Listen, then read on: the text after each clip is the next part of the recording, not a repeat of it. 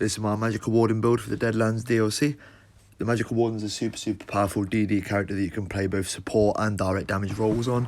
You always want to have at least one Warden in every raid group for their minor vulnerability buff that they can give to the group to increase their damage. And if you haven't got a Warden healer or a Warden tank, this character will be suitable for all vet content in order to really push the damage. We're going to be hitting 109k and over, possibly even 110 if I wasn't such a bad Warden player. And we're going to go through, as always, all the gear, sets, skills and passes that we're going to use, as well as look at the rotation that we can utilise with a static rotation to hit those damage numbers. We'll also look at some gear sets and skill sets for some other vet content as well. So let's get stuck into it. So let's take a look at the stats, some of our setup like Mundus and such like that, and some of the gear that we're going to be using. There's a couple of different gear setups that we're going to go through, but the stats remain pretty much the same throughout. Because we're a Magicka Warden, we've got 64 points into Magicka, we've got 67% spell critical, nearly 6,500 spell damage and plenty of Magicka recovery to let us sustain some of the more expensive skills in this rotation and to keep our Magicka low for pBahsei. We're using the Ghastly Eyeball food for the dummy and the Thief Mundustone.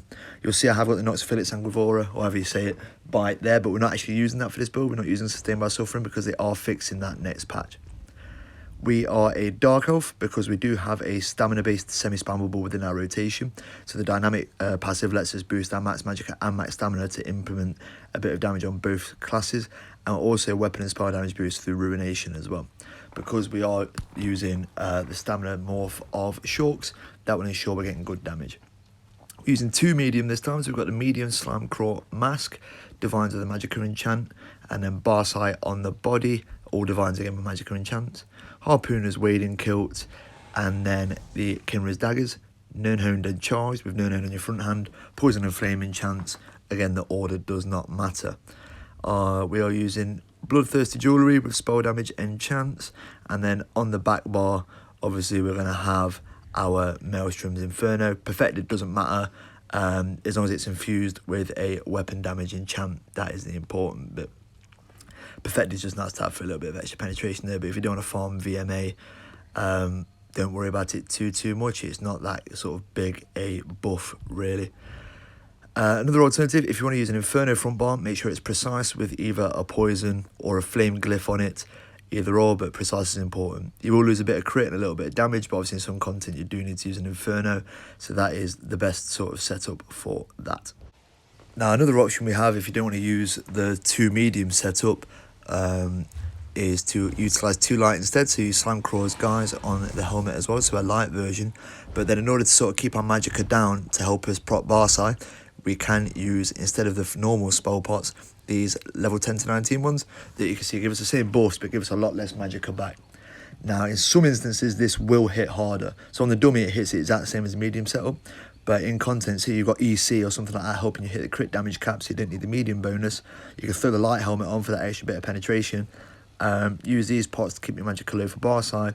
And in content, if you have a fully optimized group, that will actually hit a little bit harder than the two medium setup will. But on the dummy, I got literally the exact same results, two passes in a row. So it's either or really for personal preference. Let's take a look at our skills, and this is for the parsing dummy and just our general sort of in-content setup as well. We will be looking at some of the setups that we can use for things like VCR portals towards the end, but this is just the skill setup that you use to hit the 21 mil training dummy, and these are the skills that we use with the rotation that we've included in the description to hit our 109k Parse. So on our front bar, we have got Screaming Cliff Racer. This is going to be our spammable. We utilise this instead of force pulse or something like that to make advantage of our animal companions buff to get some extra damage. It also procs off balance and increases the damage done if you are further away. But we're not too worried about that. We're just using it as our spammable and for that animal companion passive. Ferret Infection is our source of minor vulnerability. You want to keep this up all the time. Really powerful dart, and it gives us more damage every second cast, which is handy to have. You can drop this for something else though if you have another one in the group. Bar Trap, a source of minor force, and a bleed. Fighter's Guild passives as well for the extra weapon and spell damage. Keep that up all the time.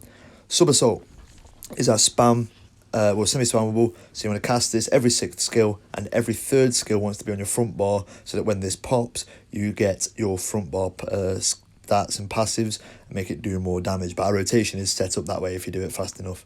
There's also a nice little sustain boost because it doesn't cost Magicka like Deep Fissure does. Magicka Warden with Deep Fissure, the sustain is dead. Camo Hunter on the front bar for the Fighters Guild passives and also for the Savagery to give us more crit chance on our Sub Assault. In content, you can swap this for Bird of Prey if you have another source of Savagery and Berserk. Eternal Guardian, Big Boris the Bear, really cheap, really good in execute damage, and you can just basically crap these out and do lots and lots of ultimate casts throughout the rotation. Backbar, Unstable Wall of Fire to keep up the Maelstrom Inferno, nice explosive sort of cleave when it goes off as well, and Powerful Dot. Winter's Revenge, probably the most powerful dot in the game, or one of them. Procs chilled, looks cool, does loads of damage. We like a bit of this. Quite expensive though, so watch out for that. Blue Betty, we're going to keep up all the time to help with our mag sustain, but also to give us that brutality to buff our Shorks as well. So keep this up all the time. Don't let it drop off. It's better to cast more expensive skills to drop your mag than it is to drop this. Because it will boost, obviously, that stamina semi-passable. Structured Entropy, Procs and Mages Guild passive, same as Rune will next. Also gives us a nice heal. You can chuck this on loads of different things in a fight to give you health. And then Scalding Rune for that powerful dot as well, and to proc our Mages Guild passives as well. Now, we do change the skills up a little bit for some content. So I run the Magicka Warden in Veteran Cloud Rest Portals in one of my trial teams. And we changed up the skills a little bit for that. So we're going to drop the daggers and use that Kinras Inferno that we looked at earlier. We're going to change our spammable for Force Pulse instead of Screaming Cliff Racer. And we're also going to use Enchanted Growth for our self-heal for when we've got all the cores exposed and we're carrying them and we're getting that big fat dot.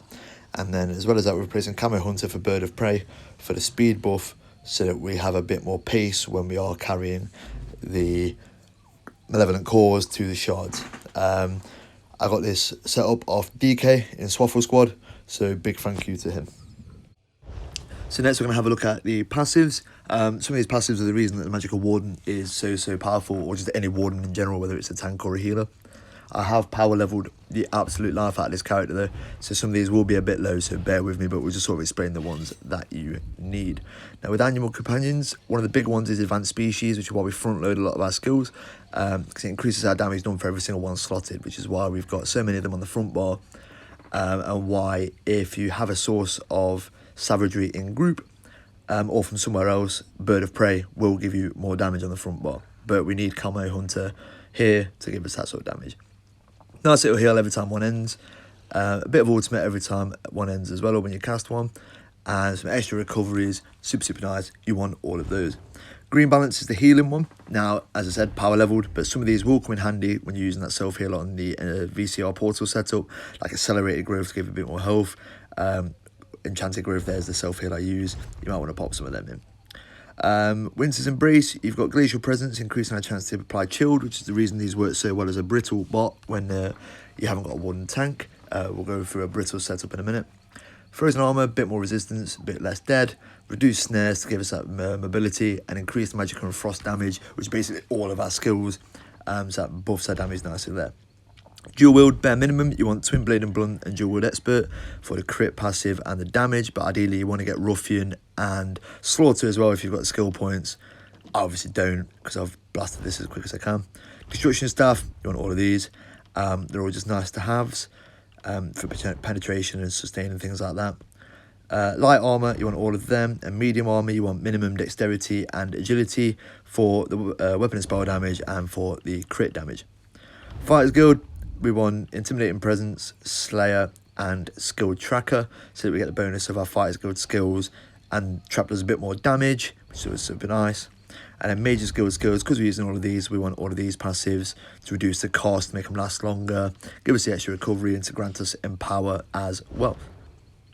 Undaunted, I've literally only just got these. You want both of these to boost our resource pools, to give us more damage, and to give us a bit more sustain back from synergies.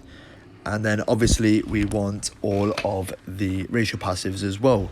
My game is just logged out in the background, you can probably hear that, amazing. Medicinal use, we want that for our potion passives as well, to make the pots last longer. So let's take a look at the rotation. To start off with, you'll dump your mag, and you'll pre-buff with Netch, Trap, and Sub Assault. So from there, you're going to cast Wall, Winters, Front Bar, Fetcher Infection, Back Bar, Degen, Scalding Rune, Front Bar, Sub Assault. Cast your Bear, and then cast your Cliff Racers until it's time to reapply Sub Assault. Now throughout this rotation, you're going to replace your Cliff Racer with the bear, a trap or a netch as and when they're required to be recast, making sure that you're keeping uptime on your netch and your trap as best as you can. It's also important that when you're casting this rotation, every third skill, so the fetcher infection in this case, you make sure you're getting to your front bar to cast it without missing your light attacks, but in time for the sub assault to go off while it's on the front bar. Because as you cast it, that third skill will be the time that the first blast goes off, and you want this to benefit from your stats on your front bar and from the camo hunter that you've got slotted there as well. This rotation repeats all the way through up until the last sort of 3% of the boss's health, where you'll just blast Cliff Racer until it's dead. Quite a simple static rotation, but also, because you're semi-dynamically casting those other skills, it's a good little introduction to get yourself into dynamic rotations as well. So with this setup, we did hit 109k Parse on the dummy. Truth be told, there is 110 in there, 100% there's 110 in there. With a bit of crit RNG, not missing a couple of light attacks, because I'm not very good with the Warden. But there's definitely a 110, but when it comes to the server and your crit RNG, you know how it is. Sometimes may be good, sometimes may be shit. So that is all I've got to show you, I'm afraid. If you do manage to hit 110 or higher with this setup, please do let me know in the comments. Just because I'd be gassed to find out, basically. In terms of a brittle setup, I'm going to have to show you in the collections because I have not farmed any of this. I'm rubbish. So this is a setup that Netch has released on his YouTube page. I didn't invent this. You can see this in a bit more detail on his page. But it utilises the Master's Ice Staff or the Perfected Ice Staff on your front bar to make use of the passive where you get the extra weapon and spell damage from casting Destructive Reach. Which is what we'd use with the Ice Staff in order to keep up our brittle, because Destructive Breach guarantees the status effect of the staff that you apply. So if it was a flame staff, it'd be burning. In this case, it is chilled and brittle because you've got an Ice Staff. We'd then run Kinras Nightmare because we can't do 552 or 5511, so we'd do 5 pieces of pBahsei, Kinras Nightmare monster set with your Master's Ice Staff, and then you'd have a 2-piece crit bonus on your remaining jewels, because you have one of the pBahsei on your jewels, like a neck for example, and then 2 bits of Kraglin's Howl, or if you want to get it in gold from a trial, Alkosh, or advancing your Kida instead. So you'd be using that 5-2-1-1 setup or 5-2-2-1 setup to get that sort of the stats and your bonuses to keep brittle up. In terms of the rotation to keep brittle up, I've not got a static rotation that would do it, but the general sort of idea of what you'd do is you'd use this Destructive Reach skill here, and you want to use that every 4th skill. So you'd probably start your rotation off, instead of starting it off with Sub Assault, you start off with Destructive Reach. You'd then cast Sub Assault, which obviously every sort of 3rd skill wants to be on your front bar, and then every 4th skill you'd cast your Destructive Reach. So what you'd do is, for example, after the Fetcher Infection, you'd cast Destructive Reach there. Then go back, do your back bar dots. You're going to lose a bit of DPS because you are going to have a blast on the back bar. There's a general sort of rule of thumb, that'd probably be how you go about it. So let's look at the champion points.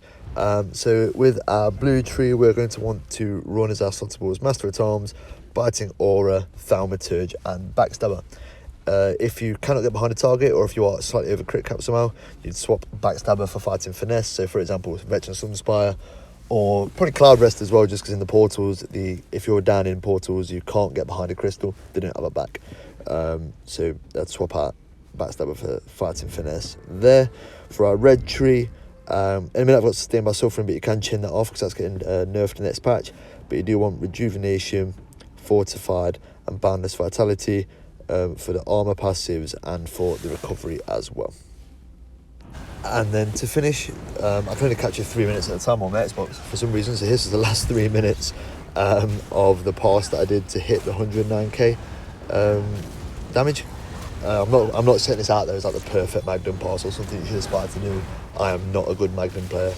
This isn't my main by any stretch of the imagination, but just to give you an idea of sort of how it flows together, and so you can see how I'm swapping out spammables for casts of Bear, Trap and Netch, so you can see sort of how it flows together.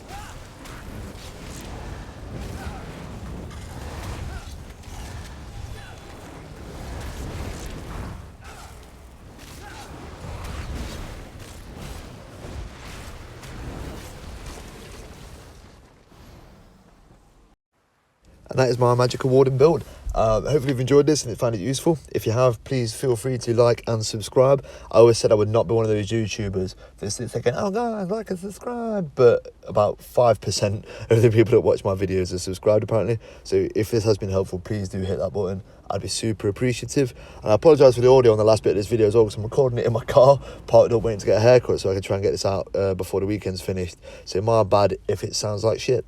Hopefully you find this useful. Thank you very much for your support on Twitch and here. All the links are in the description. I super appreciate all of it. You are all beautiful, beautiful people. And until the next time, goodbye.